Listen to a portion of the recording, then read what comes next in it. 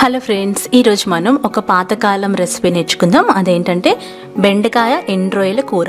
చాలా బాగుంటుందండి. ఇది అమ్మమ్మల కాలం నాటి కూర. మరి చేద్దామా?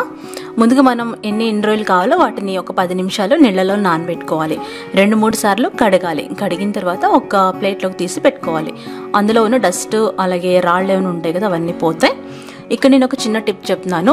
బెండకాయలు జిగురు లేకుండా ఉండాలంటే ముందు రోజు మనం కట్ చేసుకొని ఒక బౌల్లో పెట్టుకొని ఫ్రిడ్జ్లో పెట్టుకుంటే అవి జిగురు లేకుండా ఉంటాయి అన్నమాట. నేను ముందు రోజు కట్ చేసి పెట్టిన బెండకాయలు అవి.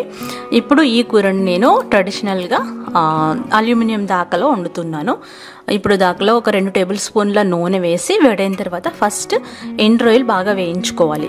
ఎండ్రోయిల్ లో ఫ్లేమ్లో పెట్టి ఒక 5-6 నిమిషాలు వేయించాలి. అవి క్రిస్పీగా అవ్వాలి, కలర్ మారాలి, క్రిస్పీగా అవ్వాలి, మాడిపోకూడదు. అలా అయిన తర్వాత ఒక ప్లేట్లో తీసుకొని పెట్టుకోవాలి. ఆ తర్వాత అదే నూనెలో కట్ చేసుకున్న ఉల్లిపాయ, పచ్చిమిరపకాయ ముక్కలు వేసుకొని అవి చక్కగా వేగేంత వరకు వేయించుకోవాలి. మూత పెట్టేసి వేపుకోవాలి. ఆ తర్వాత కట్ చేసి పెట్టుకున్న బెండకాయ ముక్కలు వేసేయాలి. ఇవి నేను ముందు రోజు ఫ్రిడ్జ్లో పెట్టాను కాబట్టి అసలు జిగురు ఉండదు అనమాట. ఇలా కలుపుకుంటూ మూత పెట్టేసి ఒక 5-6 నిమిషాలు మగ్గించుకోవాలి. ఆ తర్వాత కట్ చేసి పెట్టుకున్న 2 టమాటాలు వేసుకోవాలి.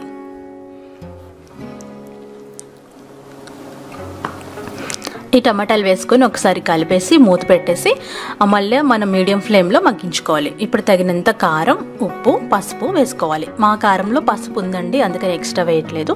అలాగే వేయించి పెట్టుకున్న ఎండ్రోయిల్ కూడా వేసేసి ఇప్పుడు ఒకసారి కలిపేసి ఇప్పుడు లో ఫ్లేమ్లో పెట్టుకొని మగ్గించుకోవాలి. ఇప్పుడు ఎండ్రోయిల్ కూడా వేసేసి ఒకసారి బాగా కలిపి మీకు ఎంత గ్రేవీ కావాలో అంత గ్రేవీ వాటర్ పోసుకోవాలి. అంటే ఎక్కువ లూజ్గా కావాలనుకుంటే ఎక్కువ వేసుకోవచ్చు, తక్కువ కావాలనుకుంటే తక్కువ వేసుకోవచ్చు. ఇక్కడ నేను ఒక పెద్ద గ్లాసు నీళ్ళు పోసి హై ఫ్లేమ్లో ఒక 5 నిమిషాలు ఉడికించాను. ఎందుకంటే ఆల్రెడీ ఇవన్నీ మగ్గిపోతాయి కాబట్టి. పులుపుకి తగినంత చాలా తక్కువ, ఒక అంగుళం వరకు చింతపండుని రసం తీసుకొని ఆ రసాన్ని మన బెండకాయలు ఉడికిన తర్వాత కూరలో వేసుకోవాలి. ఇలా కుతుకుతామని ఉడుకుతుంది కదా, ఆల్మోస్ట్ అయిపోయింది అనుకున్నప్పుడు ఈ చింతపండు రసం వేసుకోవాలి. చింతపండు రసం పులుపుని బట్టి వేసుకొని మరొక 2-3 నిమిషాలు మీడియం ఫ్లేమ్లో ఉడికించుకోవాలి. ఉప్పు సరి చూసుకొని అవసరమైతే వేసుకోవచ్చు. ఇంక ఇందులో ఎలాంటి మసాలాలు ఏమి వేయకూడదు, అల్లం వెల్లుల్లి పేస్ట్ వేయకూడదు, ఏమి వేయకూడదు. మీ పులుసు ఎంత కావాలనుకుంటున్నారో అంత దగ్గర పడిన తర్వాత స్టవ్ ఆఫ్ చేసి సర్వ్ చేసుకోవడమే. అన్నంలోకి సూపర్గా ఉంటుందండి. ఈ అమ్మమ్మల కాలం నాటి రెసిపీ మీరు ట్రై చేసి నాకు ఫీడ్బ్యాక్ పంపించండి.